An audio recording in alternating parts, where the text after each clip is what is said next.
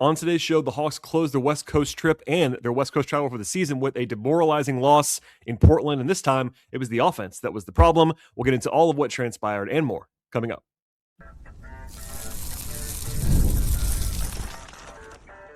You are Locked On Hawks, your daily Atlanta Hawks podcast, part of the Locked On Podcast Network.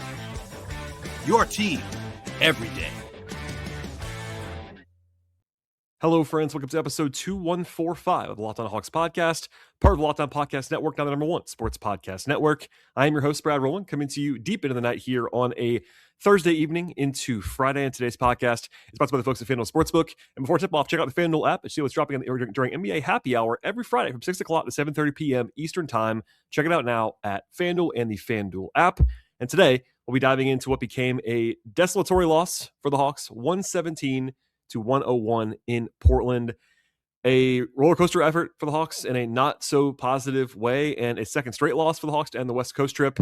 After going 6-0 to begin their West Coast travel this season, the Hawks had a pretty lopsided, ugly loss on Tuesday, and then a different tenor to this game, but the end result was also a double-digit loss to a team that the Hawks were projected to be better than in this spot.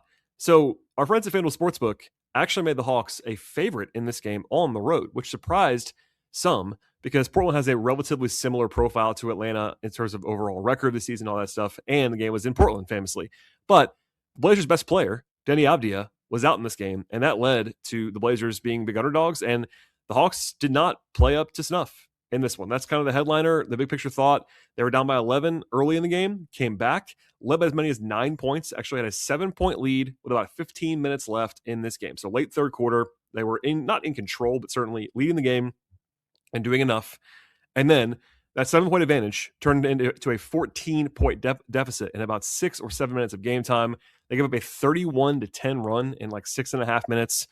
And from there, the game wasn't over, but it was certainly not going the way the Hawks wanted it to, and it became a pretty solid loss, I would say.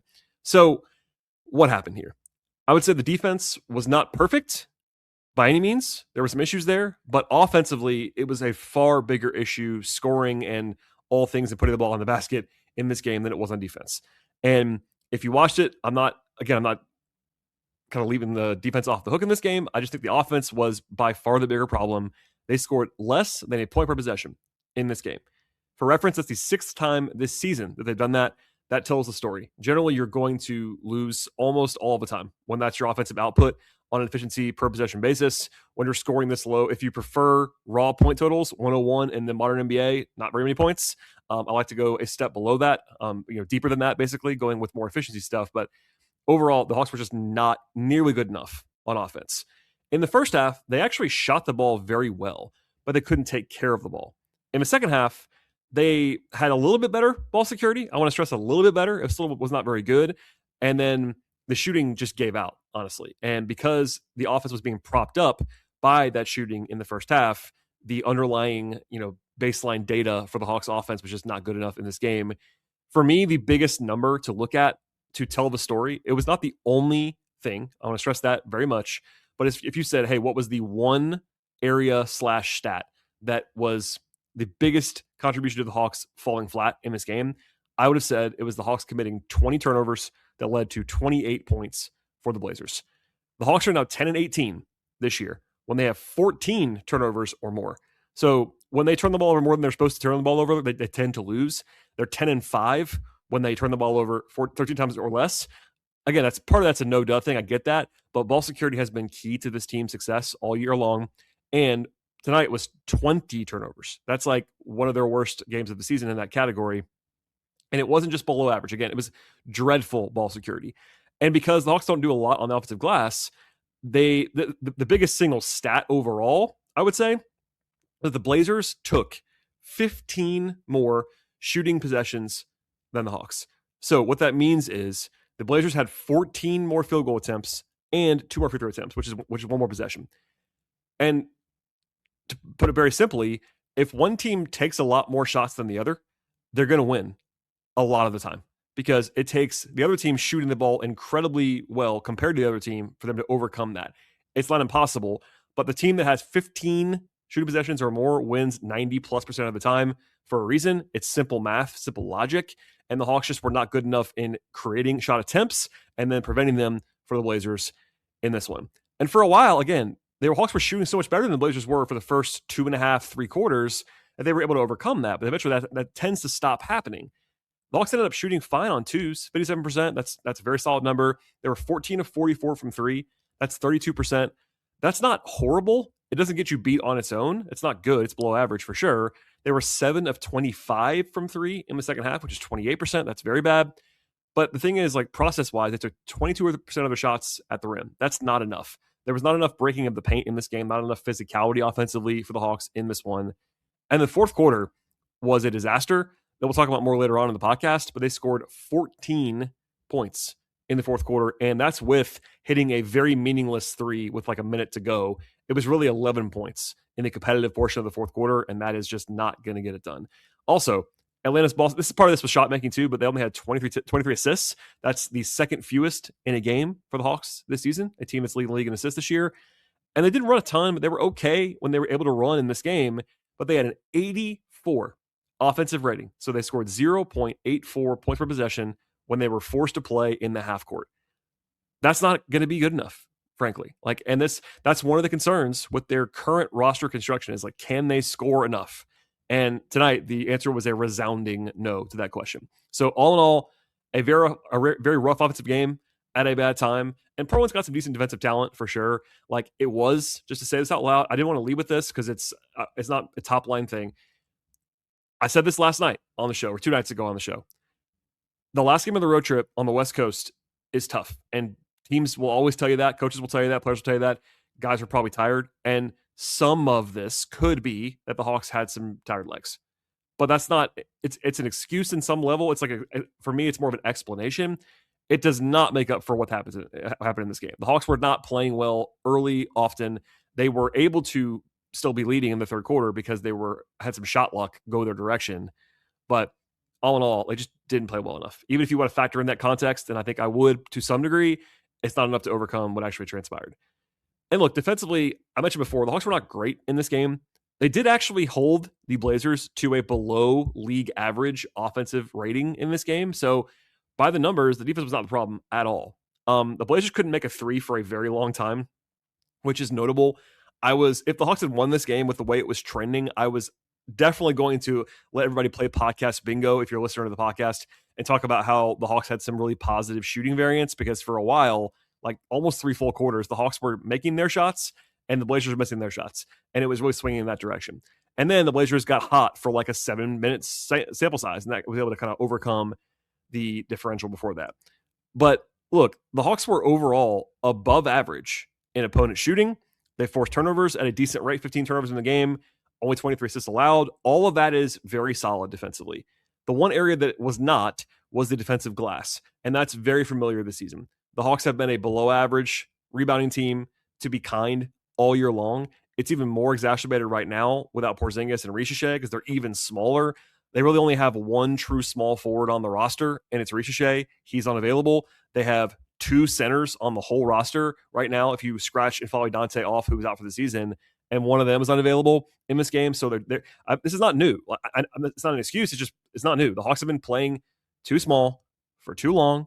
And yeah, it'd be great if they could add somebody. But in the meantime, they don't have enough size in the front court. That came definitely to fruition in this game. For me, it's not just an Okongwu problem. I know that everyone always wants to point to Okongwu. I get why. He's short. I understand. It was not an Okongwu only problem in this game by any means. But they gave up 16 offensive rebounds and 22 second chance points. And all that is not going to help you win. So I want to stress one more time. It was the offense that was much, much bigger of a problem than the defense. But the biggest stat, one more time to recycle it, it's not because I want to emphasize it again for fun. It's because this really tells the story of the game. The Blazers had 15 extra shots. You're just going to lose if that happens. And it's because the Hawks were not good enough on the margins. And when I say on the margins, I mean the stuff that's not shooting. Everything else basically went in Portland's direction. And Quinn Snyder said this post game as well. Like, if you allow 48 points off turnovers and after offensive rebounds, that's tough to overcome. And yeah, That's the reality. It's not sexy. I get that. Shot making tells the story in a lot of NBA games. We'll talk about individual players later on. I thought it was a very weirdly quiet and passive Jalen Johnson game. He's a star player now. He's going to get a lot of attention when he has 9 shot attempts in 38 minutes. That's a weird thing to happen. Nikhil didn't do much in this game. Like, it was not like anybody played particularly well for the Hawks, quite frankly. But I like to go a little bit further than that and just say, like, this is not a team that can afford getting worked like that on the margins and beaten up like that on the margins. And in this game, they got beaten soundly in that area. Ball security, rebounding, and it's not always the sexiest part of basketball, but it's really matters. When you take 15 fewer shots than your opponent, you are going to lose more often than not. All right, everybody. In a second, I'll dive into how this game unfolded with more granular analysis of how this game unfolded again. And then also later on in the podcast, my player-by-player evaluations and more. And it's coming up in just one moment. Basketball season up right now, and DoorDash is a way to keep fans in their bag the entire way through the season. Whether you're just watching the highlights or checking out the tunnel fits or monitoring your favorite players, DoorDash makes the entire season more fun for you because every player has their bag. With DoorDash, fans can have one as well. DoorDash keeps your snacks stocked, your gear fresh, and your watch party vibes absolutely on point. When there are nights when your team's actually stressing you out, like perhaps tonight if you're a Hawks fan, you can let DoorDash become your post-game therapy because sometimes you just need a snack or a dessert right this second. And if suddenly you need chips at midnight, DoorDash is built exactly for that as well. If your group chat says to pull up, DoorDash makes you show up prepared when it comes to snacks or cups or phone chargers or whatever you need. It's all there for you at DoorDash. And for me, when I cover games in the evenings, I'll dial up DoorDash as my go-to for dinners with a ton of different favorite spots in my rotation when it comes to ordering food at night. And for tip-off to overtime, stay in your bag and order DoorDash all season long. Get snacks, drinks, gear, whatever happens to get you through the season, delivered right to your door with DoorDash. Again, that's DoorDash in your bag all season long. I carry a lot of responsibility in my household. If something happened to me, there would be serious consequences. We have a mortgage, we got tuition, we got everyday bills. Those aren't going anywhere if something happens to me. And I know that's an overwhelming feeling, but I'm taking steps to protect my family by getting life insurance through Ethos. Ethos makes getting life insurance fast, easy, and 100% online. You can get a quote in seconds, apply in minutes, and get same-day coverage. There's no medical exam. You just answer a few simple health questions. You can get up to $3 million in coverage. Some policies are as low as $30 a month. And as of March 2025, Business Insider named Ethos the #1 no medical exam instant life insurance provider. Ethos has 4.8 out of 5 stars on Trustpilot with over 3,000 reviews. Protect your family with life insurance from Ethos now by going to ethos.com/LocdownNBA. In as little as 10 minutes, you can get your free quote and up to $3 million in coverage at ethos.com/LocdownNBA. That's ethos.com/LocdownNBA. Ethos.com/LocdownNBA. Application times and rates may vary. Thank you, as always, for making Locked On Hawks your first listen each and every day. If you ever want to go ad-free, you can do so now by joining the Everydayer Club by going to lockedonhawks.supercast.com to learn more. And we'll get into how this game kind of transpired now. The Blazers came out pretty hot early on, which is kind of ironic. They made 4 threes in the first 4 minutes. The Hawks called timeout, actually down by 9 points pretty fast in this game. I thought Beat Krejci in particular had a very hard time defensively at the outset of this one. And they turned it over early and often, which definitely was a theme throughout the game. Atlanta did come back with a 7-0 run, but they had 5 turnovers in the first 9 minutes, and that was a poor microcosm of what was to come. Rotationally, only 9 guys played for the Hawks in this game. And as a reset, it was no Ricochet and no Porzingis. Both of those guys missed this game and the entire road trip. And for those people asking, if I had an update, I'd give it to you. I don't. Porzingis is left Achilles tendonitis. Ricochet has a left knee bone contusion. I know for a fact that both guys were at least working out in relatively public view at some point during the road trip. Porzingis was testing the Achilles. I'm sure, Zach was listed as questionable for the previous game. I don't know. It would be nice if the Hawks were more transparent on this stuff, but they're currently not saying much about anything. In fact, it's just the injury report on both guys. So they didn't play the entire road trip. That is a huge, huge absence.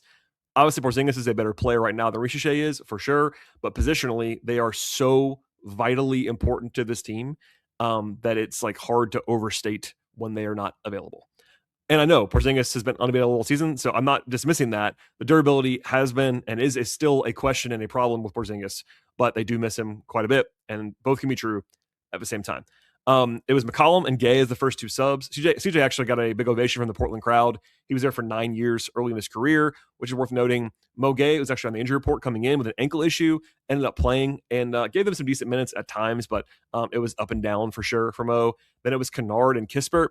Luke came back after a 1-game absence, and Kispert had some moments as well. But in general, like if 3 of your 4 bench players are McCollum, Kennard, and Kispert, and you're starting Vit Krejci at the 3 because you don't have a lot of options, that tells the story of like, hey, you're too small. Generally speaking, that's a lot of like undersized, under defensive, under athletic, under physical players on the perimeter, to the point where the only guys on the perimeter that I think like have even average physicality and defense are the 2 starting guards, Dyson and Nikhil. Everybody else, I would say, is under that threshold pretty clearly.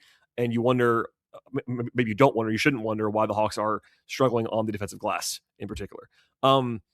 There was an endless replay review at the end of the final second or so of the first quarter, where the Hawks ended up being called for a 3-shot foul. That was kind of a big swing.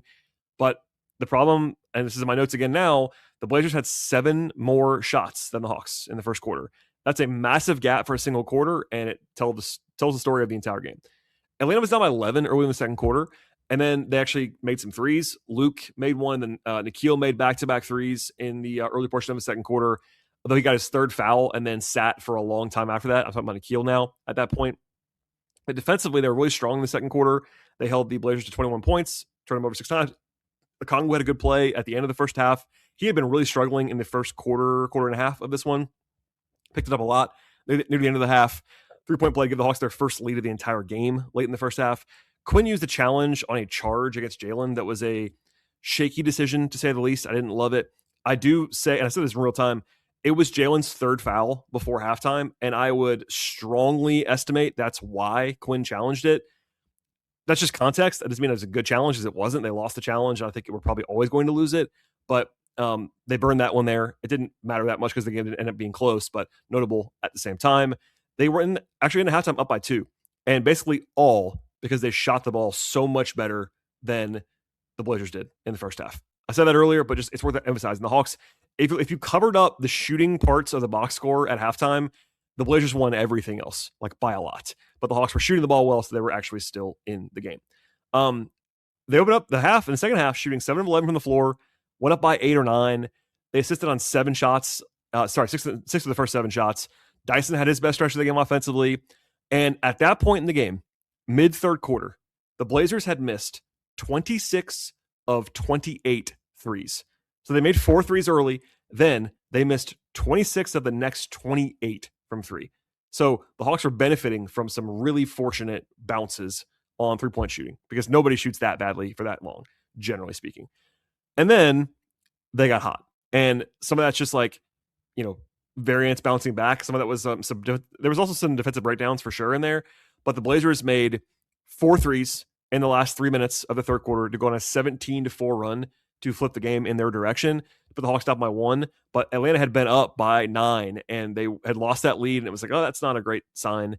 And then coming out of the fourth quarter timeout, it was a 15-2 run by Portland, but the Hawks down by 14. So they went from down by 1, down by 14 in about 3 minutes. The Blazers scored 31 points in like 6.5 minutes at the end of the third and early fourth. That was the one time in the game where the Hawks defensively were just flailing. They couldn't get a stop for 6.5 minutes. And that's why I stopped short earlier of saying that they were without blame, because they defensively they were not bad in this game. They really weren't. The numbers point that stretch was rough, even when you account for, yes, Portland made some pretty tough contested shots that hadn't gone in the rest of the game, but they went in there, and that's the way the game goes sometimes. Defensively, they figured it out. After that, like the Hawks were fine in the last 9 minutes of the game on defense, but they simply could not score. I gave a little bit of a tease of this earlier on in the podcast. The Hawks scored 14 points in the entire fourth quarter. They were 4 of 20 from the field with 5 turnovers in the fourth. And Okongwu made a 3 with like 75 seconds left in the fourth quarter when the game was already over. They were down by like 13 or 14. So basically in the competitive portion, they had 11 points on 3 of 18 shooting. There you have it. And yeah, there's obviously some bad shooting variance in there too. Like, I'm not going to dismiss that, but this is a team that, like, they don't have enough offensive firepower to play the way they were in this game for Jalen to be as not special as he was in this game. McCollum, a lot of volume, but wasn't particularly efficient. Dyson was quiet. Nikhil was in foul trouble and didn't really do a lot in this game. Okongwu missed 10 3-point attempts. Like, it was everything across the board for the Hawks. But for a team that was playing as small and offensively focused as the Hawks were lineup-wise, for that team using this rotation to score basically a 99 offensive rating, like, that's not going to work. It's just not. So that's plain and simple, but it's the reality of what happened in this one. And, credit to Portland. They did play well in the second half. Their bench, by the way, if you remove Caleb Love, Jeremy Grant, Robert Williams, Ryan Rupert, and Duop Reith were all plus 16 or better off the bench. And that's where this game was won, was the bench versus bench minutes. The Blazers won those very soundly, and they were more physical and just better off their bench in this game. Okay, in a second, I'll dive into how this game unfolded when it comes to the player side of things. A lot of ugliness and a quick look ahead to what's to come over the weekend. We'll get into all that and more in just one moment. On Fridays, everything feels different in basketball season, and FanDuel is making Fridays even better right now. On Friday nights, before the basketball action gets going, FanDuel is giving fans a new way to kick off the weekend with NBA Happy Hour. NBA Happy Hour is your official pregame, a limited time window where special offers drop inside the FanDuel app right before the action actually begins. Opening the FanDuel app during Happy Hour always puts something new to the table when it comes to boosts or bonuses or surprises. It's really easy to check out the entire weekly special before opening tip-off and make a move before the window actually closes. Happy Hour adds a little bit of extra energy to your Friday night basketball routine, which is awesome, and the timing is perfect. Right before the game start, right before the weekend begins, it's all right there for you. From Fridays from 6 o'clock to 7:30 p.m. Eastern Time have become appointment viewing with NBA Happy Hour. Plus, they still have all the offerings of FanDuel that you need for pregame lines and live lines, as well as a full suite of offerings for other sports like football and baseball and hockey, golf, tennis, auto racing, soccer, MMA, boxing, and so much more. So before tip-off, check out the FanDuel app, see what's dropping there on the NBA Happy Hour every Friday from 6 to 7:30 p.m. Eastern Time. A little bit of basketball, a little bit of action, and a whole lot of Friday energy. That's NBA Happy Hour only on FanDuel, the official sportsbook partner of the NBA.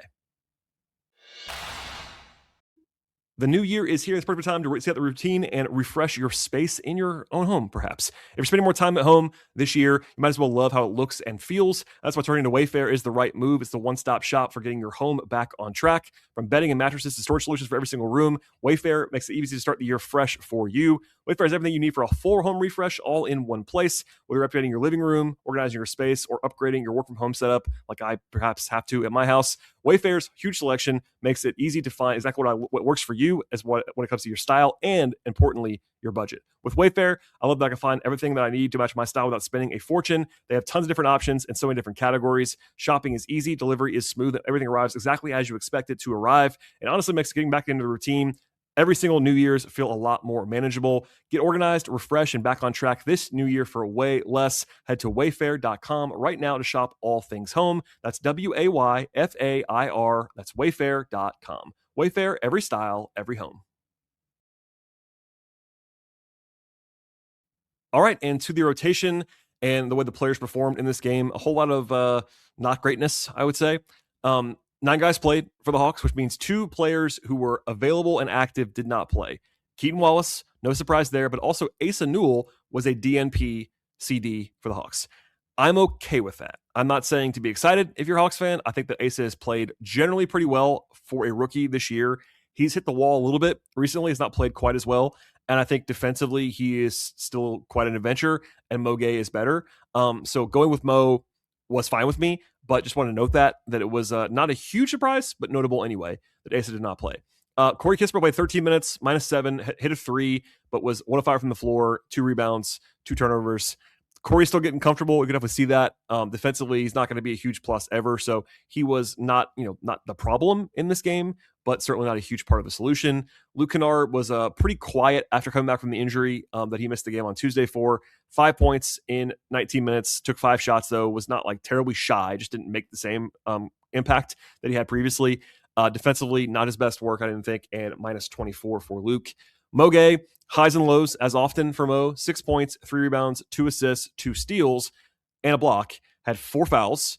Offensively, had some really ugly moments, but also hit 2 threes. Like, the skill set's there for Mo. He's just got to figure it out on offense. I'm not saying it's going to happen soon, but defensively, he at least gave them some impact. Couple really nice, havoc creating plays on defense. But I get also the limitations of the offense.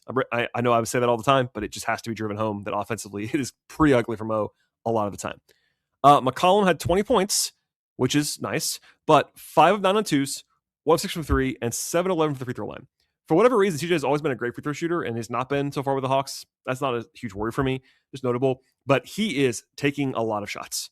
Like, I get it. I have already described McCollum as a floor raiser for the offense. I think the Hawks are going to use him that way. You've already seen that happen now. I do wonder if it might cool off a little bit as far as his volume is concerned when KP is available. But without Porzingis, he's basically just taking on the number one option role on the bench. And I get that. There's probably a little bit of a middle ground. He's probably been a little bit too much ball stoppy for me in early times, but also it's been somewhat effective. Defensively, a lot of breakdowns, as you might expect. I think, again, there are 2 out of the 6 perimeter guys that played tonight who I trust on defense, and it's Dyson and Nikhil. That's it. So that's a tough setup in a lot of ways. But McCollum, he was fine, just a little bit overzealous at times on offense, I thought. To the starters, Vit Krejci was quiet, 8 points in 21 minutes. Did it 2 threes in the second half, but just basically did nothing else. Defensively was really shaky. Ended up with being +2, so it wasn't like he was the only disastrous problem. But I thought Vit was a little bit shaky. That's a spot where I keep saying this, but when Zach comes back, presumably, hopefully soon, if you're a Hawks fan, there'll be some rotation questions to answer. And I think Kispert playing the fewest today could be part of that solution, but we'll see what happens. Nikhil never found a rhythm, had 3 fouls early and just kind of never got back into it. Turned it over 3 times, only took 6 shots, 0 of 2 on 2, just didn't have the same driving impact that he's been having all season long. So, not a disastrous game, had 7 assists, but just not a huge impact. Dyson, similar, just very quiet, just didn't have the ball a lot. The Hawks just ran. It was a weird game plan without going crazy into this. And on an audio-focused medium, the Blazers did a good job walling off the rim, but they also just made the Hawks take shots that they were okay taking, but just didn't convert them. And Dyson just didn't have the ball a lot, I would say. Defensively, he was fine. Once he got kind of deployed in a more high-profile way in the second half, was pretty good defensively, but 10 points, 5 rebounds, just kind of quiet. Okongwu had a weird game, and I don't mean that all negatively. 26 points to lead the Hawks in scoring, 9 rebounds, 2 assists, 3 steals. All that's good. He was 5 of 6 on twos. Obviously good. He was 5 of 15 on threes. Now, that does not bother me, first and foremost. I saw all of my mentions tonight. I get why. It's the center shouldn't have always doing a shooting 3. I get it. Number one, I get it. Some of that's some pre-Okongwu bias for his size limitations, all that stuff. Those looks were good. He got a lot of good looks, and he did make 5 of them. Honestly, that's not a bad shot for what the Hawks were doing offensively. You want him to make probably 6 of 15, and suddenly, if you make one more of those, you're suddenly shooting 40%. And nobody complains anymore.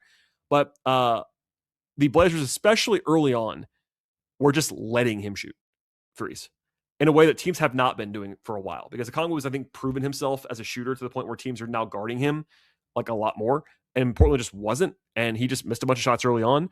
He made a bunch later. It was, by the way, a new career high in attempts with 15 for Okongwu in this game. But Mo took 5 as well. 23s attempted from your centers. I know, a certain crowd of fan is going to hate that, and I totally understand why. But also, those are a lot of good looks. They just didn't make a lot of them in this game. Defensively, I thought Okongwu was not good early and was better as the game went along. He was minus 19. I get that. But both centers were basically the Okongwu plus Gay minutes that I thought was probably a decent solution in this game. That did not work at all in this one for whatever reason. They basically just couldn't score, which is part of the problem. But I thought Onyeka was highs and lows. I think he had some bad moments where he was swallowed up by the size of Klingon in particular. And Klingon is a monster. Klingon's one of the top probably 5 offensive rebound guys in the entire league. So it's a pretty tough matchup for everybody involved. But the rest of the time, he actually was effective. He made a bunch of shots. I thought Okongwu was not the problem that everybody was talking about after the game. It's more nuanced. I get that. And then finally, Jalen Johnson had a very bizarre game. 12 points on 9 shots from the field in 38 minutes and 4 free throw attempts. So he just didn't have the juice. He wasn't going to the rim. He was kind of pulling up. I think maybe part of that was that he had some foul trouble early on. Like he had 3 in the first half. And I think maybe he just didn't want to get a fourth. So he wasn't playing with too much force anymore, but you got to know how to do that eventually and like play through that and play with that physicality that you have to play with. 11 rebounds is fine. Led the team there, 6 assists, turned it over 6 times. Like Jalen just it wasn't a terrible game, but it was kind of a unimpressive, like laissez-faire kind of game from Jalen. And he's got to be better than that. So I think I just went through the entire roster and not one guy was I like universally clearly positive on in this game. Even the guys who had the better numbers had like very clear asterisks to them, like Okongwu's 3-point shooting and rebounding in some aspects. TJ's all you can eat style offensively. Jalen was really passive. So it was just a mess of a game. And the Hawks, I don't really rant and rave. People know that if they follow the show and have for a while. I have a kind of a mantra to not go too high or too low. Like it's just the way that I think about basketball at this point. But like this is not a game the Hawks should have lost by 16 points. This is a bad loss. It's not one that's like you look back on it and it's like you lost to the Wizards by what? Like they've had worse losses this season. It was the last game of a trip, a long trip. Schedule's been brutal. All those things. All that stuff applies. But you go into Portland, they don't have their best player, like who's their best player by a lot in Denny, and you lose by 16, and like we're just out of it the last 9 minutes of the game. Like that can't happen, and it happened here, so they have to bounce back. It's a reminder of some of the shortcomings too, like stuff we've talked about for a while. But I know that not everybody listens to every podcast. The Hawks, yes, they're too small in the front court. Yes, they have injury issues that are like, especially when it comes to Porzingis, are not like you just wave them away injury issues. Like he just might not be. I mean, he doesn't play. It is what it is. And then offensively, they don't have that much juice in this current world. They just don't sometimes. And if the shots don't fall, this is where you end up. So kind of a dire note to end the week. I get all that. But what else do you want me to say after a bad loss in Portland? Last thing I'll say on the way out is that the Hawks do play again on Saturday night. They host the Boston Celtics for their first home game in about 10 days as Boston arrives. Boston won in Miami today. They're in the middle of a 4-game road trip. They had been red hot a few weeks ago, then cooled off, and then had a good win tonight. They're having a very good season by everyone's estimation. They're 25-15. That's a stunning record for what the roster they have is. So credit to those guys. Joe Mazzulla is a great coach. Jalen Brown's having a great season. All that stuff. Derek White's really good too. And they came into today with the number 2 offense in the entire NBA. They are very difficult to defend. That's a bad team to see if you're struggling defensively. And the Hawks are not necessarily struggling defensively, but it's not easy for anybody to guard. So it'll be the 44th game of the season for the Hawks, but only the first against Boston. And they play Boston 4 times. So they play Boston 4 times in the last, I think it's like the last 37 games of the season or something like that. So you'll be seeing the Celtics a lot in the coming days, including Saturday night at home. So please stay tuned for that. I'll have a show after the game. At least that's the plan at this point in time. If you're watching on YouTube, you will know that I'm playing a road game right now, but will still be dialed in. It's late. Forgive any misstatements, as it's 1:30, 1:45, something like that a.m. Eastern time right now as I'm talking to you. But we'll leave it there for now. Please subscribe to Locked on Hawks anywhere you get your podcasts, Apple, Spotify, YouTube, etc. Very much appreciated there. Please leave ratings, reviews, likes, comments.